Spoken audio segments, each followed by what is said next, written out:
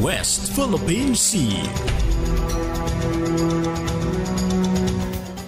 Kinumpirma po ng Armed Forces of the Philippines o AFP na mahigit 20 Chinese vessels na namataan sa Ayungin Shoal sa West Philippine Sea.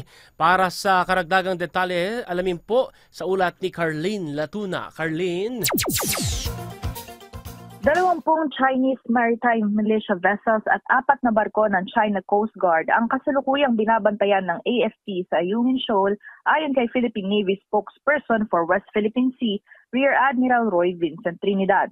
Sa loob-an niya ng 3 hanggang 4 na araw, 20 barko ang nasa paligid ng BRP Sierra Madre ng Pilipinas. Ngunit nilinaw ni Trinidad na bagamat malapit sa Ayungin Shoal ang mga barko, hindi naman makalapit ang malalaking barko sa BRP Sierra Madre.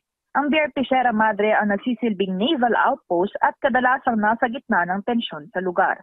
Noong August 20, inuulat rin ng pambansang militar na nasa 25 barko at maliliit na bangka ang namataan sa Ayungin Shoal, kabilang pa ang 2 air assets ng People's Liberation Army Navy.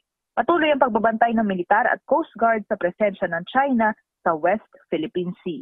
Carlene Latuna, Newslight.